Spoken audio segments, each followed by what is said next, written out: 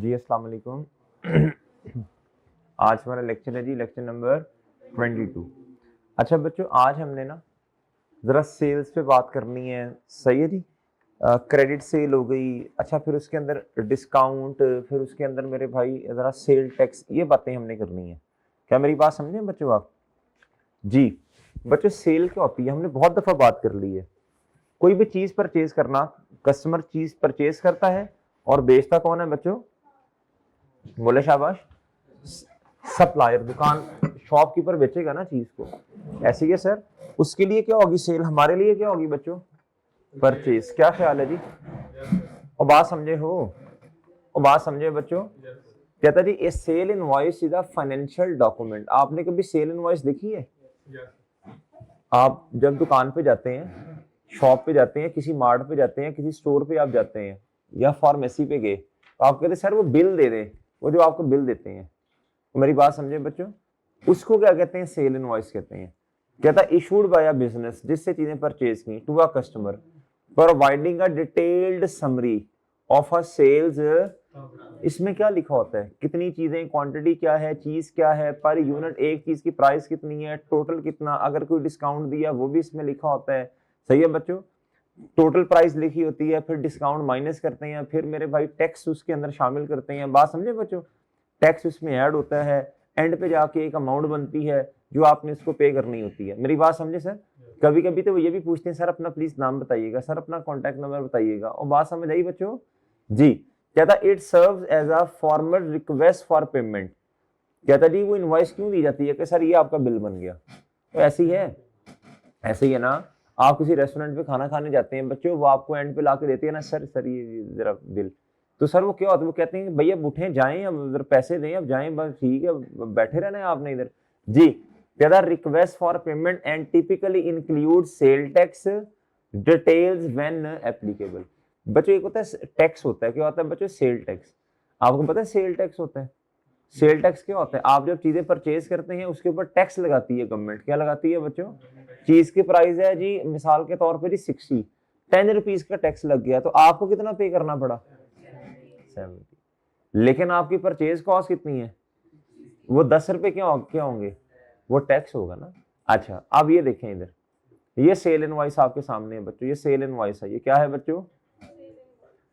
जी, ये जी एंटिटी का नाम है, क्या है बच्चों?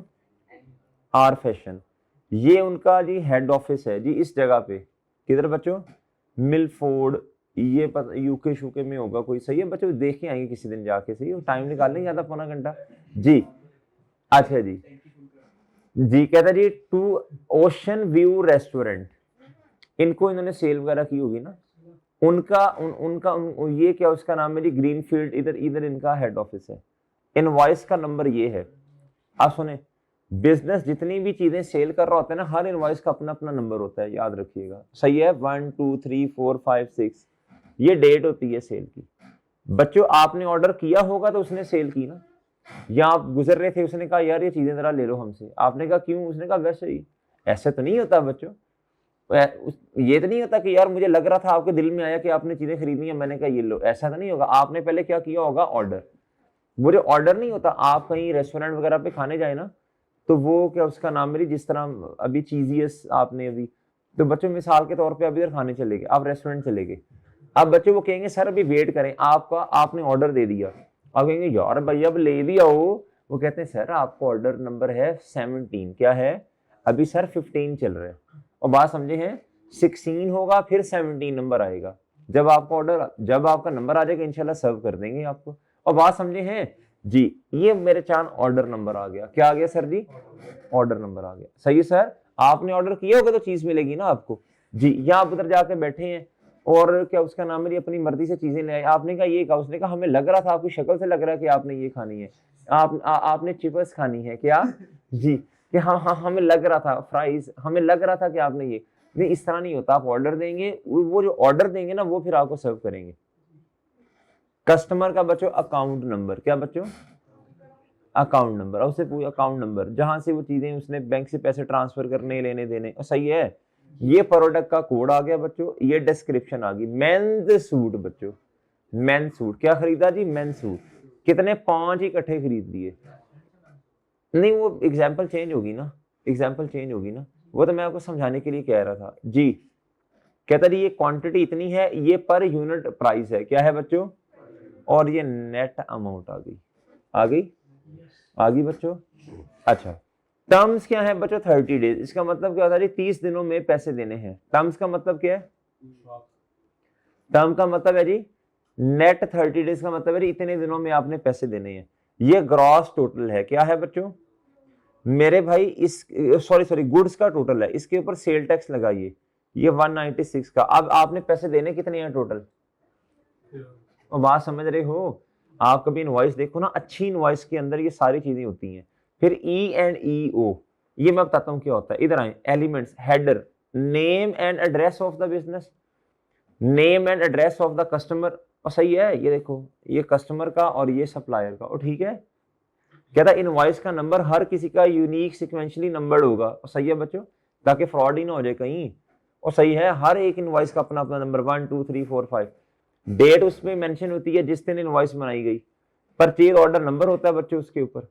Account unique identifier for the customer in the sellers record. अच्छा बल्कि इसको मैं समझाता हूं, इसको ऐसे आपको बच्चों एक माइंड में बात आ गई बच्चों। आप जब स्टिचिंग के लिए कपड़े देने जाते हैं टेलर को, तो वो आपसे कहता है सर आपका नंबर क्या है, कहता है ना, वो कहता है ना। जब आप स्टिचिंग के लिए कपड़े देने जाते हैं टेलर को, वो आपसे कहता है सर अपना नंबर बताइएगा क्या है, कहता है ना। आपका एक यूनिक कोड, यूनिक नंबर होता है 115 117 या इस तरह, वो सर्च करता है, वो सारा उसके पास साइज आ जाता है आपका। तो बात समझ रहे हो। इसी तरह आप क्रिस्टियन कॉलेज में आए हैं, किधर आए हैं बच्चों, आपका कोई यूनिक कोड है ना, एक है ना बच्चों, आपका हर एक का अपना अपना नहीं, साइन नहीं किया उन्होंने आपको जी, होते हैं। आईडी आपकी है तो सही, हाँ वो आईडी है तो सही बच्चों आपकी, तो है कि नहीं है। तो भाई इसी तरह हर कस्टमर की अपनी अपनी आईडी होती है। ये बैंक अकाउंट नहीं कहना इसको, ये बैंक अकाउंट नहीं है, ये हर कस्टमर की अपनी अपनी यूनिक क्या होती है बच्चों, आईडी होती है। और बात समझे हैं जी। कहता जी ताकि ना वो आईडी इसलिए बनाई जाती है ताकि हम अपने डेटा में सर्च करें, सर्च करने के बाद पता चल जाता है इस बंदे से इतने पैसे लेने हैं, इसको इतनी चीजें बेची हैं। अब बात समझे बच्चों। प्रोडक्ट कोड आ रहा होता है बच्चों, डिस्क्रिप्शन आ रही होती है जी क्या चीज अगले बंदे ने खरीदी है। और बात समझ रहे हैं बच्चों, और बात समझ रहे हो। क्वांटिटी एंड यूनिट कॉस्ट आ रही होती है, कितनी क्वांटिटी है और बच्चों कितने यूनिट्स उसने परचेज किए। नेट टोटल अमाउंट आ रही होती है, टोटल कॉस्ट बिफोर टैक्स। फिर सेल टैक्स आप उसमें क्या करेंगे, ऐड करेंगे, आपकी ग्रॉस अमाउंट आ जाएगी टोटल वाली। ये क्रेडिट टर्म्स आती है कि इतने दिनों के अंदर अंदर आपने पैसे देने हैं। ई एंड ओ ई का मतलब होता है एरर एंड एमिशन एक्सेप्टेड।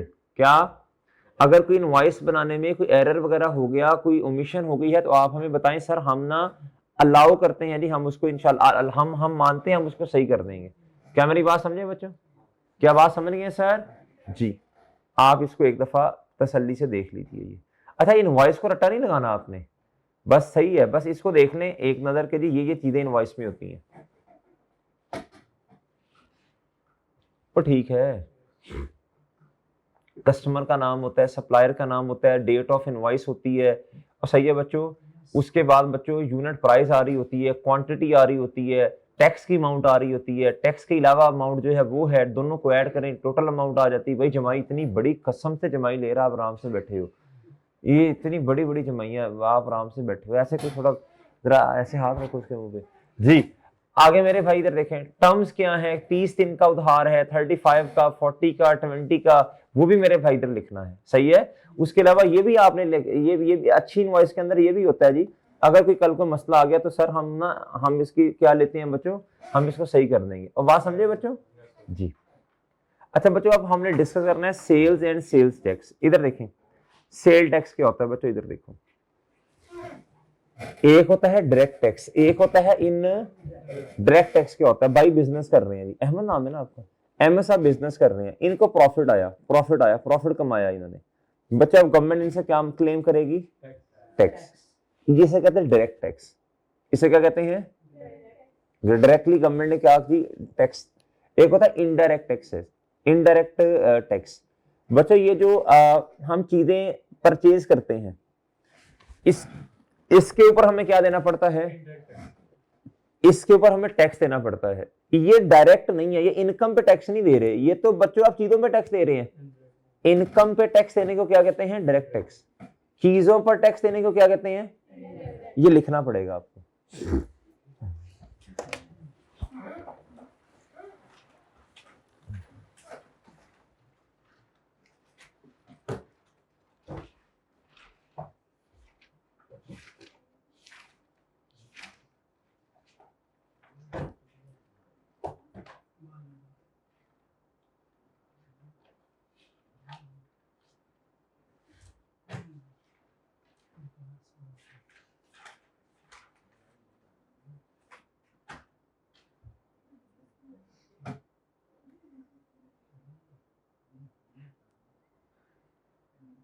चलो भी चलो, शाबाश, लिखो। टिटो पार्टीज कर रहे हो।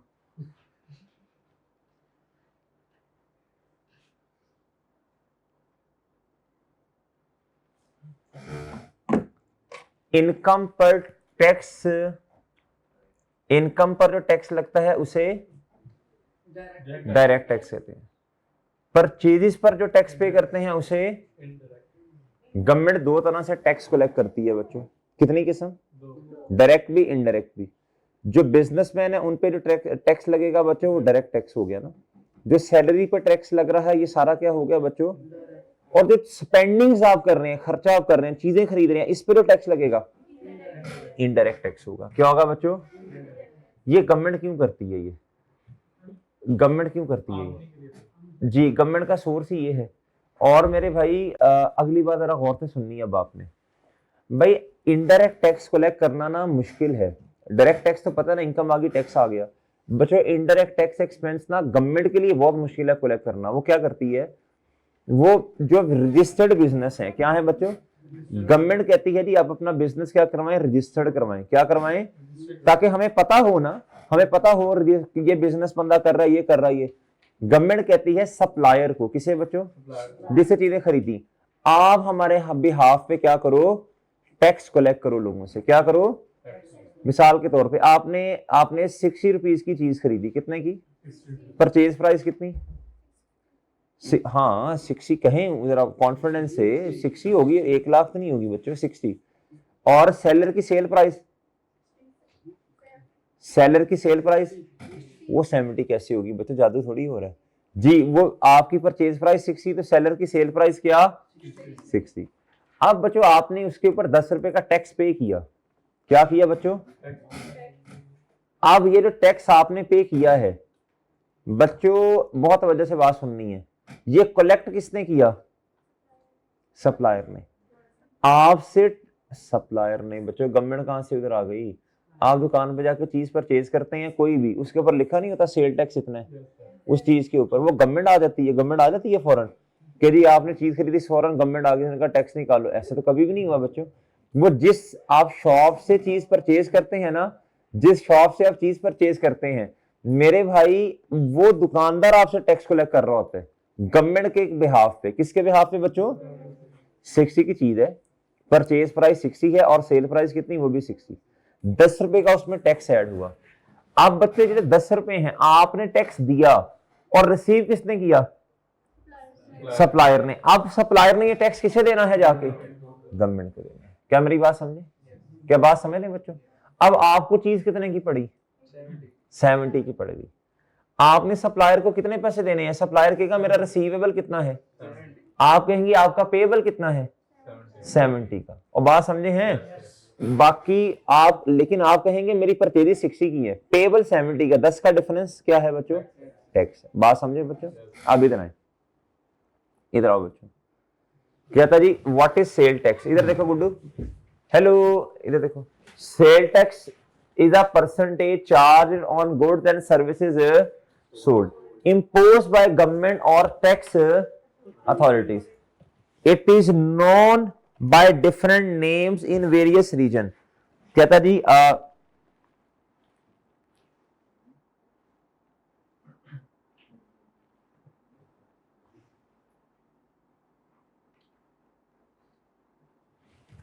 कहता जी it is known by different names in various regions. कहता मुख्तलिफ कंट्रीज में इसके मुख्तलिफ नाम चलते हैं।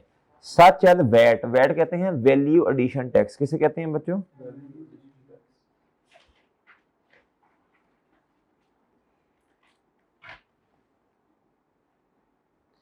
कहता such as VAT in the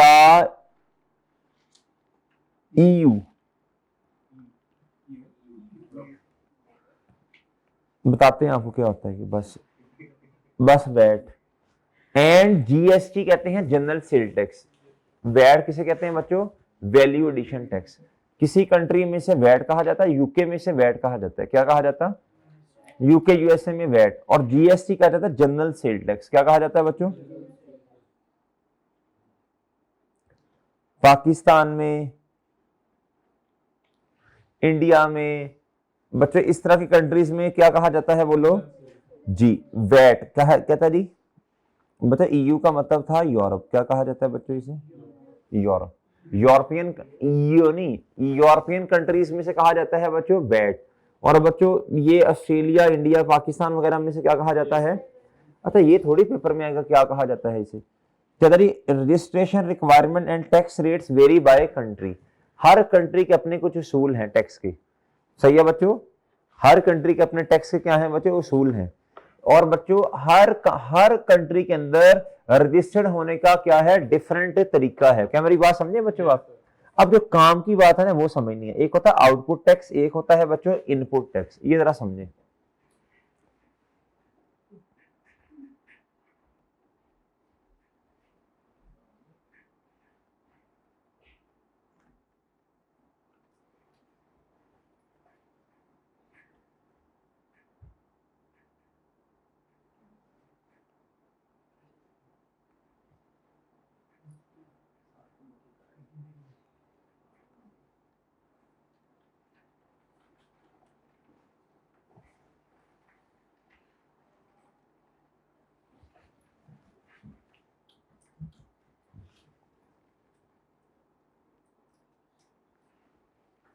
collected by, बोलो शाबाश, seller on sales.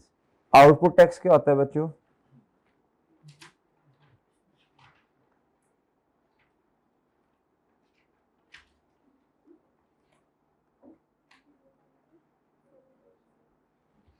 Applied on purchases. किस पे अप्लाई होगा बच्चों ये? Output tax. इनपुट होता है बच्चों सेल पे लगता है। किस पे लगता है बच्चों? ये कलेक्ट किया जाता है। क्या किया जाता है? और ये पे किया जाता है। सही है बच्चों? परचेजेस पे पे करते हैं। सही है बच्चों? और सही है? और सही है बच्चों जी? ठीक है जी। नोट करो नोट करो नोट करो नोट करो। ये नोट्स जो आपको मिले इस पे नोट कर लो ना। आगे मैंने समरी बनवाई है, आप इधर देखें। आप आगे चलें।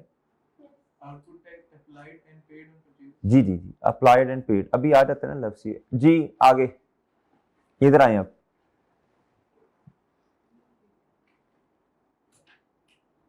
ओहो उल्टा हो गया, सॉरी, माजरत, उल्टा हो गया बच्चों।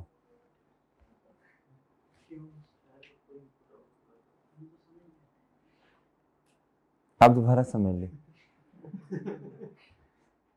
वो आउटपुट ये हो गया ना, उल्टा हो गया ना, उल्टा हो गया, काट के आउटपुट आउटपुट वो गलती से ये लिखा गया ना जी। आउटपुट टैक्स होता है बच्चों, आउटपुट होता है जी सेल्स पर अप्लाई। सही है बच्चों? यानी क्या उसका नाम है जी? ये कलेक्ट कौन करता है? सेलर। और ये परचेजेस पर हम पे करते हैं इनपुट टैक्स। ओके बच्चों? इधर इनपुट का लफ्ज, इधर आउटपुट का लफ्ज। ठीक है बच्चों? भाई सिंपल है ना। परचेजेस की तो आपने इनपुट दिया ना, अपना इनपुट दिया। और सही है बच्चों? इधर देखिए आप, क्या था? Output tax is charged on and पे टू। कौन पे करेगा बच्चों? कस्टमर पे करेगा। अच्छा लेकिन कस्टमर तो किसको पे करेगा? सेलर को। सेलर आगे गवर्नमेंट को करेगा। इनपुट टैक्स कहता है is paid on from supplier, जो सप्लायर से खरीदी, and often be reclaimed by registered business. अब एक बात सुन लें, एक बात सुन लें। अब बच्चों टैक्स किस तरह, ये जरा प्रोसेस समझिएगा। आपने बच्चों सुनना जरा गौर से। आपने कस्टमर से 20 रुपए का टैक्स कलेक्ट किया। कितने का? 20 का। ये आपने किसको पे करना? गवर्नमेंट को। लेकिन आपने जब आपने अब बिजनेस परचेजेस भी करता है, सेल भी करता है, आपने 20 का टैक्स कलेक्ट किया और किसको पे करना, ये आपका क्या है, पेएबल। क्या है बच्चों, पेएबल टू गवर्नमेंट। अब मेरे चांद आपने भी टैक्स पे किया है, आपने टैक्स पे किया है 15 रुपए का, कितने का, परचेजेस के ऊपर। अब बच्चों आप गवर्नमेंट को कहेंगे कि भाई 20 रुपए मैंने आपके देने हैं, लेकिन 15 रुपए का मैं आपको ऑलरेडी टैक्स पे कर चुका हूं। जब मैंने चीजें खरीदी थी ना तो मैंने भी टैक्स पे किया था। मेरी बात समझे है कि नहीं समझे? 20 रुपए का टैक्स आपने गवर्नमेंट को देना है, पेएबल। 15 रुपए का टैक्स आप ऑलरेडी दे चुके हो, जब आपने परचेजेस की थी तो 15 रुपए दे चुके हो। इससे आप क्लेम कर सकते हो, क्या कर सकते हो, कि जो 20 रुपए देने उसमें से 15 रुपए का तो मैं ऑलरेडी परचेजेस पे दे चुका। अब आपने नेट टैक्स कितना गवर्नमेंट को देना है, 5 रुपए। जितना आपने पे किया है वो आपने क्या कर लेना है, काट लेना है। क्या मेरी बात समझे? लेकिन ये फैसिलिटी सिर्फ किसको हासिल होती है बच्चों, रजिस्टर्ड। जो रजिस्टर्ड ही नहीं है वो गवर्नमेंट को कैसे पता चलेगा इसने टैक्स पे किया या नहीं? क्या बात समझ? इसलिए कहते हैं रजिस्टर्ड होना क्या है बच्चों, जरूरी है। कौन सा सेलर जरूरी नहीं, जरूरी है मरे,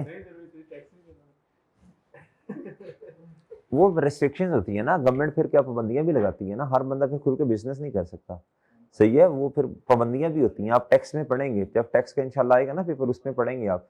अगर आपके उसका नाम रजिस्टर नहीं होता है गवर्नमेंट, फिर आपको बिजनेस भी नहीं करने देती ना, पाबंदियां बहुत ज्यादा होती हैं। अच्छा अगली बात सुन लें, अगली गुड्डू हेलो इधर, अच्छा इधर देखें बच्चों, अब जरा गौर से सुननी है बात मेरे भाई। जो सेल टैक्स है, जो क्या है, ये चार्ज कौन कर सकता है, हर बंदा या रजिस्टर्ड सप्लायर? जी बिल्कुल। क्या बात समझ आई बच्चों?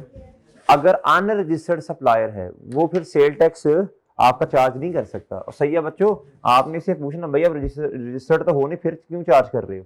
जी इधर देखें, कहता जी बिजनेस फाइल्स पीरियोडिक, बोलो शाबाश। आप गवर्नमेंट को कैसे पता चलेगा आपने कितना टैक्स पे किया है और कितना आपने भी पे करना है या कितना आपने चार्ज किया? भाई गवर्नमेंट को तो नहीं पता होगा, आप उनको कोई डॉक्यूमेंट देंगे तो मंथली या क्वार्टरली फिर ही होगा ना। कुछ कंट्रीज के अंदर, जिस तरह पाकिस्तान के अंदर हम monthly cell tax return file करते हैं, क्या करते हैं, मंथली। कुछ कंट्रीज के अंदर बच्चों 6 महीने होता है, कुछ कंट्रीज के अंदर क्या होता है बच्चों, 2 महीने होता है, 3 क्वार्टरली भी हो सकता है। क्या मैं बात समझे बच्चों? सेल टैक्स रिटर्न नॉर्मली हम मंथली बेसिस पे फाइल करते हैं। कहता जी business file periodic sale tax monthly और quarterly, comparing output and output किस पे लगना था, सेल्स, और बच्चों इनपुट परचेजेस। अगर आउटपुट ज्यादा है, क्या बच्चों, यानी आउटपुट सेल पे लगेगा ना, आपने कलेक्ट ज्यादा किया है, कहता एक्सीड्स इनपुट। अगर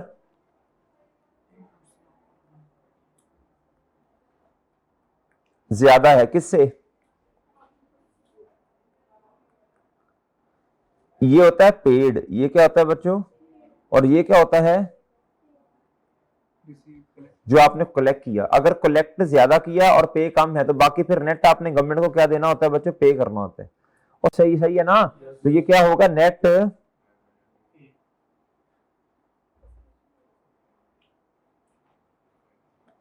ये नेट पेबल क्या है बच्चों, किसको, गवर्नमेंट को। नोट कर लें, बल्कि 1 मिनट दे दें, 1 मिनट।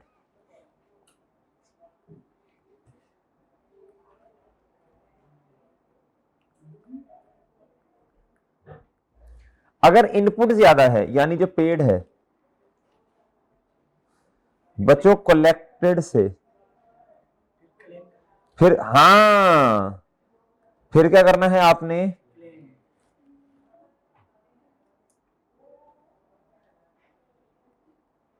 यानी रिसीवेबल, यानी क्या, फ्रॉम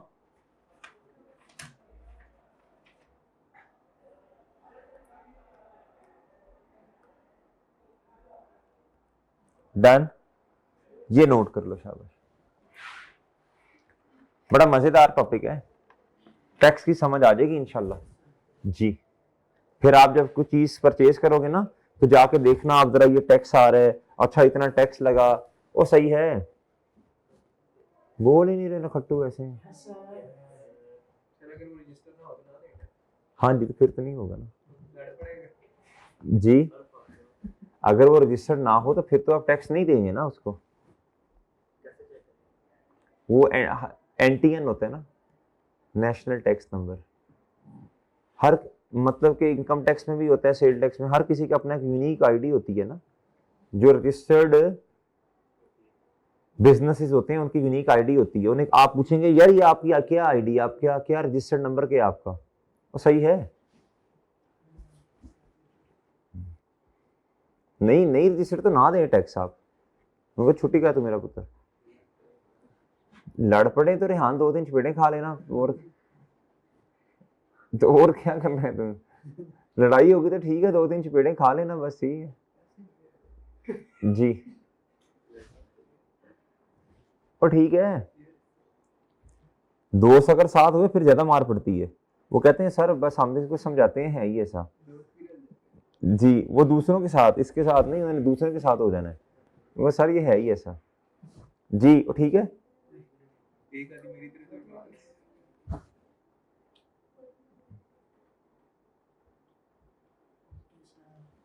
ठीक है, इधर आए अब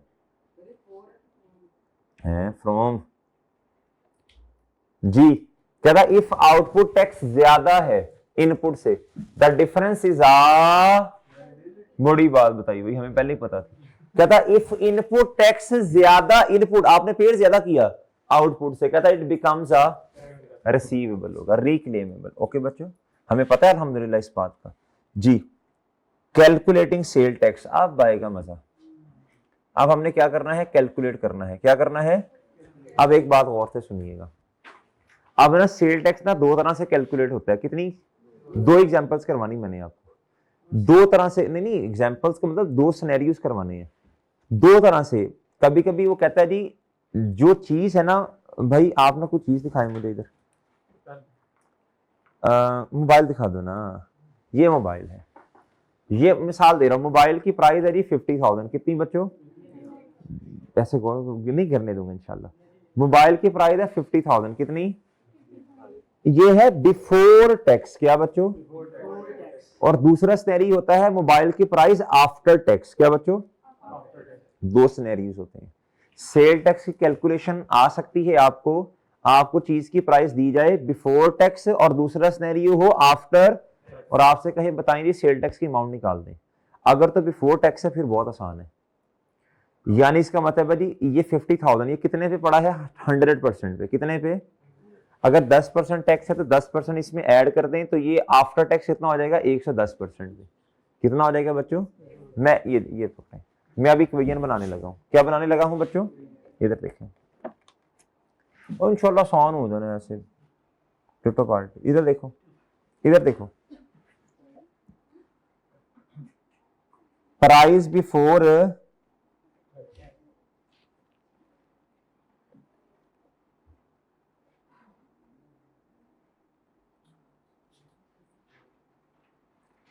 प्राइस बिफोर टैक्स, इसे ना मेरे चांद नेट प्राइस भी कहते हैं। क्या कहते हैं?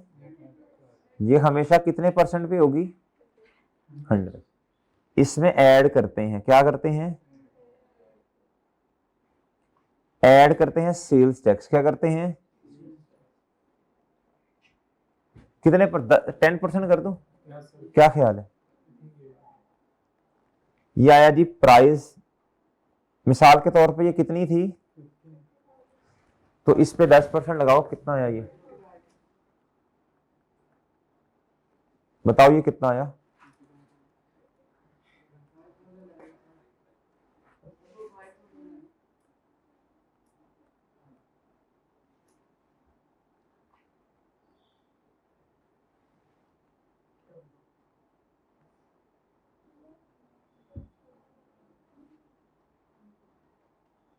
हमने एक फॉर्मेट बना लिया, हमारा जवाब आ गया बच्चों इसमें ही है।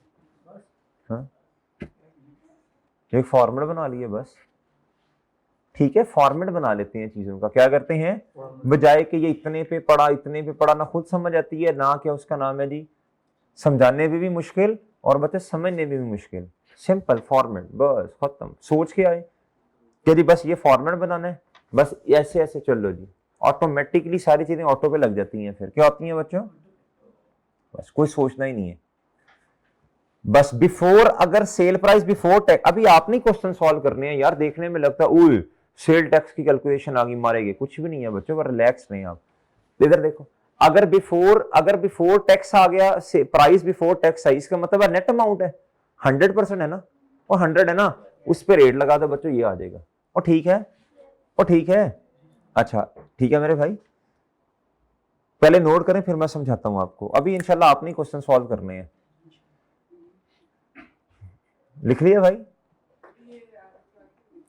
ये ग्रॉस अमाउंट, हाँ ये ग्रॉस अमाउंट लिखी, टोटल अमाउंट,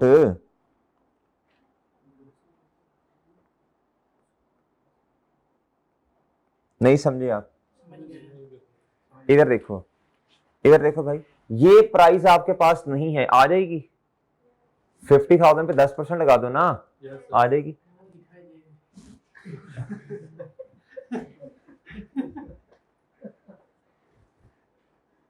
तुम बचपन में भी इसी तरह के थे, हर चीज नहीं दे। इधर देखो, इधर देखो, इधर देखो, इधर देखो भाई, इधर देखो, चातियां नहीं मारते बेशरम, इधर देखो, ये है जी प्राइस आफ्टर। अच्छा इधर देखो, मैं कहता हूँ ये मेरे पास नहीं है, ये नहीं है, ये आ जाएगी, ये आ जाएगी, कैसे आएगी बताओ बच्चे, क्यों नहीं आएगी?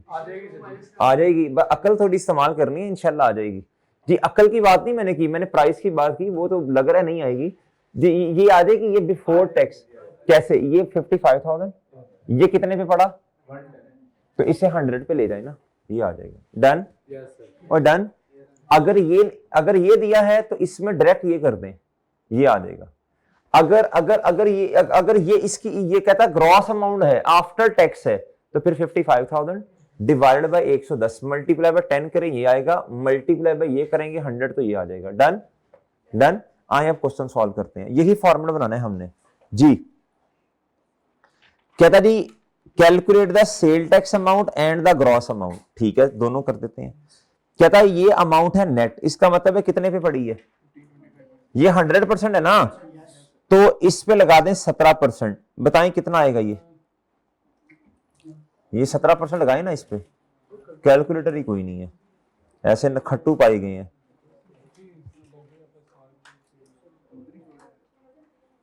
और ये नेट अमाउंट है ना, इसमें ऐड कर दो बच्चों क्या, ये सेल्स टैक्स, आपके पास क्या आ जाएगा, करें ऐड जल्दी,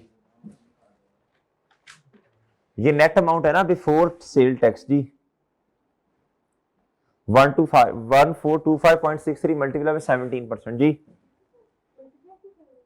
बच्चों मल्टीप्लाई करने के बगैर कैसे जवाब आएगा, खुद समझदार हैं आप माशाल्लाह। इधर नहीं मल्टीप्लाई किया आपने, ये 5,000 को 10% से मल्टीप्लाई नहीं किया, फिर ही आया जवाब जी। कैसी बातें करते हैं आप जी। 242, अल्लाह के बंदे कैसे आ गया यार, ये इधर देखो 1425.6 मल्टीप्लाई बाय 17, बच्चों क्या हो गया आपको, 24 2 बच्चों को एक आधा डिजिट बता दें, 8 बता रही हैं आप, 242 के बाद एक डिजिट बता दें बस, है 0.4। अच्छा छोड़ें, पॉइंट भी ना बताएं, गोली गोली मारें इसको, ये लो रहने दो। बताओ ये कितना आया, ऐड करें ना इसमें, ये ग्रॉस कितना आया, 1 ओके। बच्चे ये क्या मैंने अभी समझाया आपको क्यों नहीं समझ आई, ये क्या समझाया था मैंने अभी, ये 50,000 है, इसमें टैक्स ऐड करेंगे तो ग्रॉस अमाउंट नहीं आएगी जी। आप नोट भी नहीं करते ना चीजें, मसला ये है जी। इधर देखें, ये नेट अमाउंट है, इसमें सेल टैक्स ऐड करें, क्या आएगा बच्चों, ग्रॉस आ गया ना बच्चों आपके पास जी। ये 12,147.98, ये क्या है, नेट अमाउंट, इसमें कितना 18% लगा दें, ये सेल टैक्स आ जाएगा 220। यार क्या अल्लाह के बंदो आप कर रहे हो, 18% नहीं इस पे लगाया जाता कैलकुलेटर पे, क्या हो गया, 21, ये कितना आया ग्रॉस कितना आया? 14 टेट्रा 3 जी। आगे कहता 95.65, कहता ये नेट है, इसमें ये 16.5% निकाल लें, इधर लिखें और ऐड करें जी। कितना है ये टैक्स आ गया, ये नेट, इसमें इतना टैक्स ऐड करें, ये टोटल कितना आ गया? ग्रॉस कितना आया? बस बच्चे ओके, नहीं समझ आई आपको? आ गई समझ? इधर देखें जी, 2124.04, इसमें 20% लगाएं इस पे,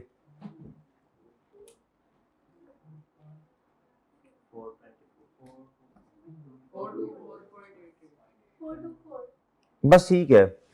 नेट अमाउंट में इतना ऐड करें, ग्रॉस अमाउंट आ जाएगी जी। ठीक है, ठीक है। नेट अमाउंट अगर दी हो तो वो उस पे परसेंटेज लगा दें सेल टैक्स की, ये आ जाएगा। दोनों को ऐड करें, ग्रॉस आ जाएगा। डन। अगर अगर नेट अमाउंट नहीं दी, इधर देखो, अब इधर देखो, कहता ग्रॉस अमाउंट दी है, क्या दी है? तो बच्चों इधर देखो, इधर ये 100% था, इधर देखो ये नेट अमाउंट कितने परसेंट होती है? इसमें ये ऐड करेंगे तो आएगा ना ग्रॉस। इस क्वेश्चन में पहले वाली ट्रांजैक्शन में ग्रॉस अमाउंट कितने परसेंट पे पड़ी है? 100 प्लस, तो 117 पे पड़ी है। इसमें 100, इसमें 116.5, इसमें 120। बात समझे हैं? अब इधर उल्टा काम होने लगा। अब इधर देखें, ये नेट अमाउंट 100%, ये बच्चों 14%, तो ये कितना हुआ जी? 114। बात समझ गए हो? और बात समझ गए? अब हमें चाहिए क्या? ये और ये। अब उल्टा काम करना है। क्या करना है? ये कितने पे पड़ी है? डिवाइड किससे करना है? जो अमाउंट होती है उससे डिवाइड करते हैं, उसकी परसेंटेज से मल्टीप्लाई बाय रिक्वायर्ड होता है। क्या होता है बच्चों? अगर आपने कभी परसेंटेज निकालनी सीखी हो मैथमेटिक्स में तो ऐसे होती है। Given amount divided by given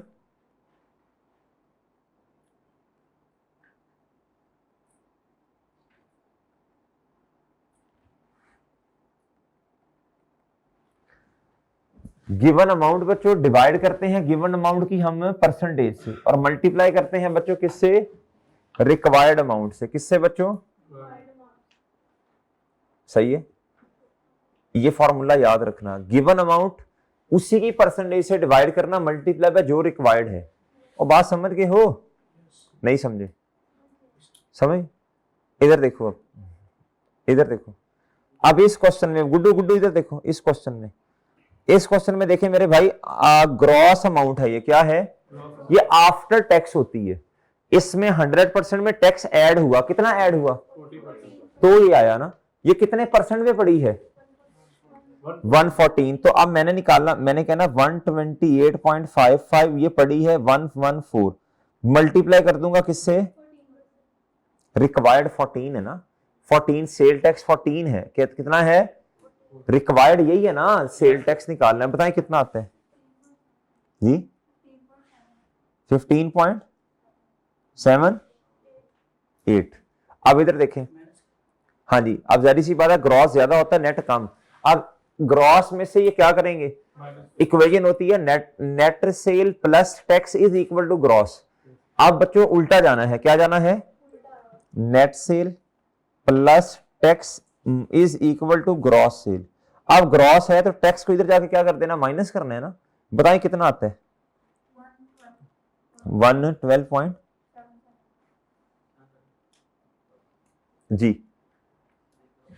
भाई ग्रॉस अमाउंट गिवन है तो नेट अमाउंट निकालनी है, तो इस टैक्स को माइनस करोगे ना। Net sale plus tax is equal to gross cell.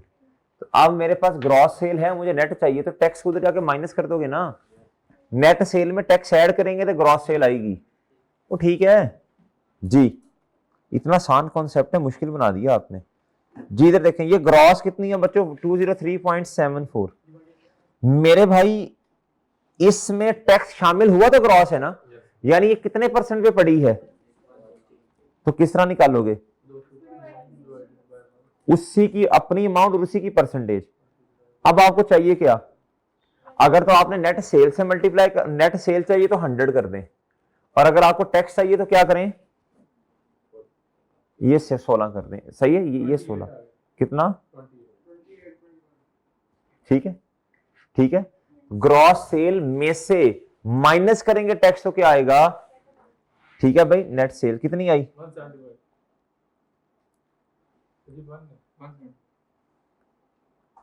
Okay भाई ओके। हमेशा याद रखना ग्रॉस अमाउंट ज्यादा होती है, 100 से ज्यादा होती है जी। ये 3744 मेरे भाई, इसमें टैक्स कितना शामिल है, यानी ये कितने पे पड़ी है 117%। तो ये किस तरह आएगा बच्चों, 3744, ये देखो 3744 डिवाइड करना है, 3744 डिवाइड करना है कितने से, और आपको क्या चाहिए, नेट सेल चाहिए या टैक्स, टैक्स चाहिए तो कितने से मल्टीप्लाई कर दो, और अगर नेट सेल चाहिए तो 100 से। ये जवाब आ जाएगा, आ जाएगा। कितना आया जवाब 544। बच्चों ग्रॉस सेल में से नेट, सॉरी नेट सेल में टैक्स ऐड होता है फिर ग्रॉस बनती है। अब मुझे तो नेट चाहिए तो क्या करूंगा, ग्रॉस में से टैक्स माइनस कर दूंगा ना तो नेट आएगा। और सही है, नेट कम होती है ग्रॉस ज्यादा। तो खुद बताओ प्लस करना माइनस करना, माइनस ही करेंगे बच्चों जी, बताएं। Okay okay okay. नेक्स्ट 22.38, ये कितने, ओए हुए इसमें कितना टैक्स है, यानी ये कितने परसेंट पे है, इसमें 1900। तो नेट कितना है 100, उसमें 19% टैक्स ऐड किया तो ग्रॉस कितना बना 119। अब इसको कैसे रीअरेंज करूं, 22.38 डिवाइड बाय कितना 100 से मल्टीप्लाई कर देंगे तो आपके पास क्या आएगा बच्चों, नेट सेल। अगर 19 से करेंगे तो कितना 3.3 ये टैक्स आया। अब ग्रॉस अमाउंट ज्यादा है, क्या है, किससे ज्यादा है, नेट से। तो ग्रॉस में से ये माइनस कर दे, नेट आ जाएगा कितना, चले बार जो भी है चले, ठीक है। ये दोनों क्वेश्चन घर से खुद करके आओगे, देख लें, ठीक है। ये दोनों क्वेश्चन घर से खुद करने हैं आपने, फिर इंशाल्लाह ज्यादा चीज समझ आएगी। सिंपल, अगर बच्चों नेट सेल है, क्या है, उसमें टैक्स ऐड होता है। अगर ग्रॉस सेल है तो टैक्स, इसका मतलब वो 100 से ज्यादा है, वो 100 से क्या है जी, वो फिर 110, 117, 119